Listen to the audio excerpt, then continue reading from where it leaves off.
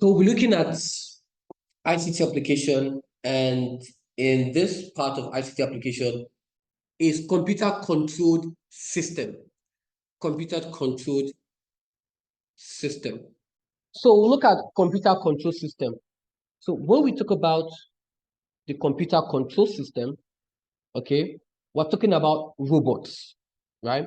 The use of robots.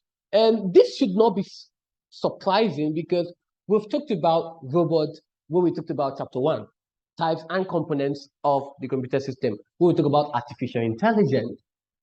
And we talked about certain rules about robots. Robots must not injure any human. Robots must carry out those instructions. And we talked about advantages of having robots in manufacturing, etc., etc. And this is more or less an extension of that particular topic that we had fun in chapter 1. And now we're talking about it in chapter 6. Okay, so robots right there on your screen are used in many areas of manufacturing, from heavy works to delegate operations. And there are so many examples. And we can talk about it in bottling, in production line, in car manufacturing, etc., etc., etc.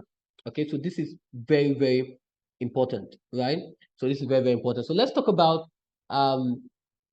what they can do. So right here, right there on your screen, it says robots are programmed with a sequence of instructions. The programmers may guide the robots through each steps physically, right? Or by controlling the robots by remote. So most of the time, for spraying, they may have what we call a robotic arm that can use to guide in the spraying, to program the robot to be able to spray in this, to spray those cars in those particular manner. The next one here, right, is the exact sequence of movement. And it is what stored in what the memory. So that's very important. Okay. And the robot is now able to carry out the same sequence of instruction over and over and over again. So that's the sequence in which it goes, right? They are being programmed, and then exact sequence of movement is stored in a memory. And of course, the robot is now able to carry that task again and again. So let's talk about the advantage in using what? Robots. So advantages in using robots. So we have they work non-stop, right? Simply means that they don't get tired like humans. They can work 24/7 and you don't have to worry about any form of tiredness, right? And of course, robots can be more productive than humans. Why can they be more productive than you? Because they have higher productivity. They don't need holidays.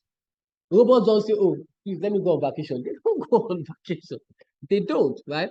And another important advantage is that they work, right, in environments that are harmful to humans, right? Harmful to humans, what?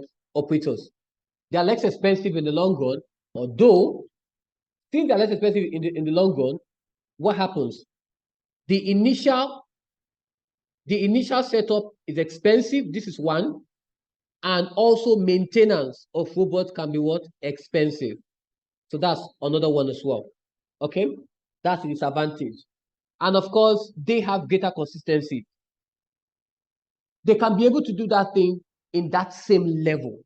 If it's production line 35 cl bottle, they can be able to fill up that liquid in the same what length.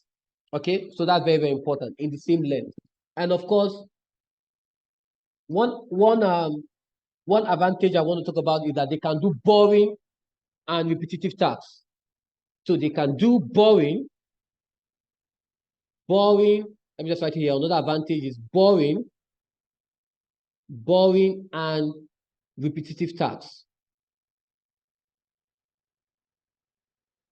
Okay, they can do boring and repetitive tasks.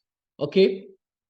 Another disadvantage is that they can cause higher unemployment.